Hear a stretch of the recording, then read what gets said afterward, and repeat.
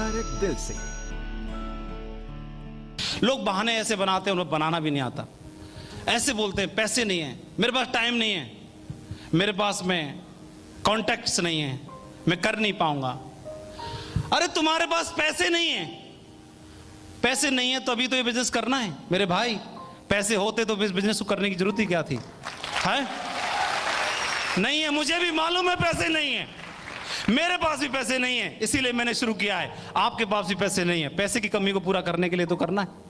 फिर आदमी मजबूरी में पैसे की व्यवस्था कर लेता है, मजबूरी में व्यवस्था कर लेता है, कभी हॉस्पिटल जाने के लिए, कभी मैडम की डिलीवरी करवाने के लिए, कभी किसी का कर्जा पटाने के लिए, कभी कुछ और काम करने के लिए, कभी नौकरी में जुगाड़ करवाने के लिए, कभी बच्चे का एडमिशन दिलवाने के लिए मजबूरी में पैसे की व्यवस्था कर लेता है। तो क्या जब खुशी में जरूरत पड़े तो क्या खुशी में व्यवस्था नहीं कर लेनी चाहिए? जिंदगी बदलने की जरूरत पड़े तो वहां पे व्यवस्था नहीं कर लेनी चाहिए?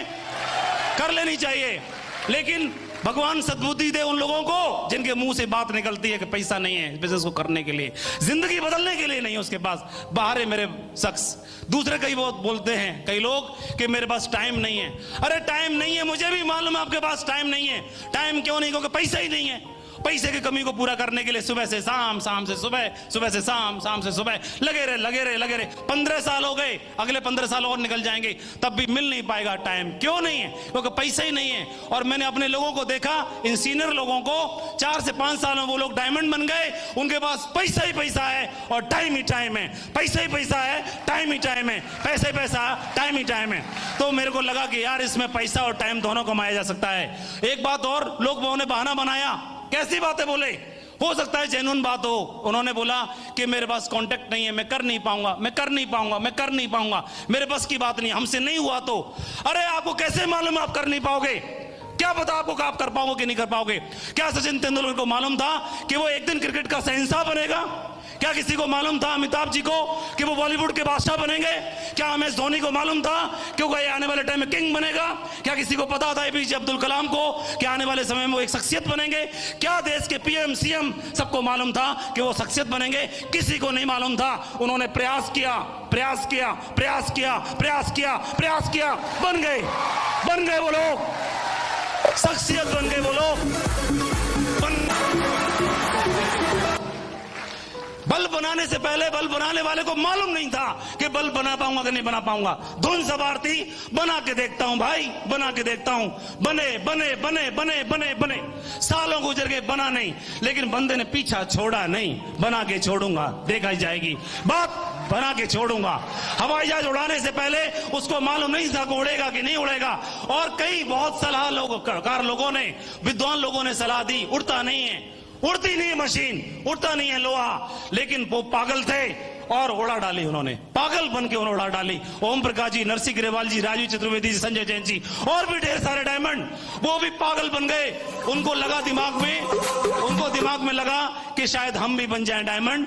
उनको मालूम ही नहीं था कि वो डायमंड नहीं बन सकते। ओम प्रकाश जी को मालूम ही नहीं था कि वो डायमंड इस बिजनेस में नहीं बन सकते। लेकिन ये बात उनको कहां पता थी? उसी तरह, ठीक उस तरह से जिस तरह भंवरे को पता ही नहीं होता कि साइंटिफिक तरीके से देखा जाए, शारीरिक स्ट्रक्चर के आधार पर देखा जाए तो उड़ ही नहीं सकता। लेकिन उस पगले को ये बात पता ही नहीं है और अनजाने में उड़ता रहता है, उड़ता रहता है, उड़ता रहता है। और ओम प्रकाश जी को, ग्रेवाल जी को, चतुर्वेदी जी को, बाकी लोगों को मालूम ही नहीं था कि वो डायमंड बन नहीं सकते। और अनजाने में वो लगे रहे, लगे रहे, लगे रहे, लगे रहे, लगे रहे और डायमंड बन गए। उदाहरण पेश कर दिया पूरी दुनिया के सामने, पूरे हिंदुस्तान के सामने, हम बन के दिखा दिया, आप भी बन सकते हो। रास्ता खुल गया सभी लोगों के लिए, रास्ता खुल गया सभी के लोगों के लिए, खुल गया सभी के लिए, सबके लिए रास्ता खोल दिया। डायमंड बन के दिखाया जा सकता है। और दोस्तों, हमने उनको देखा इस बिजनेस में डायमंड बनते हुए। एक ही दिमाग में भूत सवार था, डायमंड बनना है चाहे कुछ भी क्यों ना हो जाए। और मैंने जिन 35 लोगों को प्लान दिखाया, उन्होंने जो बहाने बनाए तो बनाए, कोई फर्क नहीं पड़ता, मैं लगा रहा। उन्हीं 35 लोगों में से एक मेरे साथी थे जो स्कूल में पढ़ाया करते थे, डॉक्टर साहब थे, प्रिंसिपल थे जिस स्कूल में पढ़ाता था वहां के। उन्होंने आकर के बिजनेस को ज्वाइन कर लिया। लेकिन दोस्तों, इसको ज्वाइन करा के बिजनेस में लाखों की टीम बन गई। वो आपके सामने वो शख्स विजयपाल जी के रूप में यहां पर क्राउन बन के बैठे हुए हैं।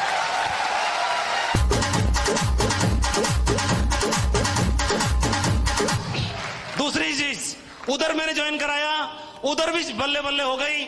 लाइन लगना शुरू हो गई, डायमंडों की बौछार आना शुरू हो गई। 5 साल में मैं डायमंड बन गया, डायमंड बना, घर में खूब खुशियां।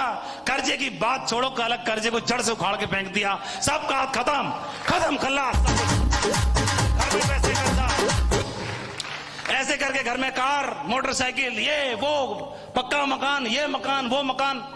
पहले पिताजी थे तो सारा खर्चा हमारी पढ़ाई पे किया करते थे, तो हम लोग कच्चे मकान में रहते थे। तो 1-2 रिश्तेदार वगैरह जो समझदार टाइप के रिश्तेदार होते हैं, तो पीछे बोलते होंगे तो मुझे मालूम नहीं, एक बार मेरे सामने ही बोल दिया कि तुम्हारे बाप ने क्या कर लिया है, नौकरी है, एक पक्का कमरा नहीं बनवा सके। तो वो हमारे पिताजी प्रमोशन लेते नहीं थे, ट्रांसफर पे जाते नहीं थे, क्योंकि बच्चों के संस्कार कौन देगा, बच्चों से दूर हो जाऊंगा इन 5 से तो गड़बड़ हो जाएगी। तो हमारे चक्कर में उन्होंने सेक्रीफाइस किया, प्रमोशन नहीं लिए, और वो सारा खर्चा हम लोगों पे करते रहे हमारी पढ़ाई पे। तो उन्होंने बोला कि मेरी दौलत, मेरा सब कुछ ये बच्चे ही हैं। और तो मेरे दिमाग में था कुछ भी हो जाए भाई, मकान पक्का जरूर बनाना है एक बार।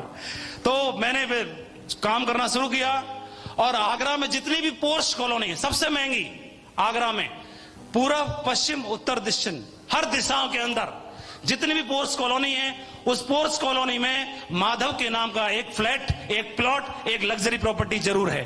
10 करोड़ रुपए की प्रॉपर्टी पिछले 11 साल में सिक्योर लाइफ की कमाई से आज उसी घर में है।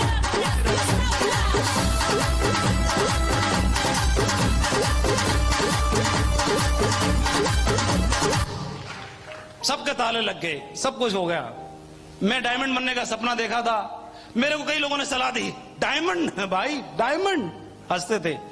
डायमंड दूर से देखने की चीज होती है, बनने के लिए नहीं होते, ठीक है, इतना ऊंचे मत उड़ो। डायमंड बनने के लिए नहीं होता, ऊंचे उड़ने के लिए नहीं होता, दूर से देखने के लिए होता है।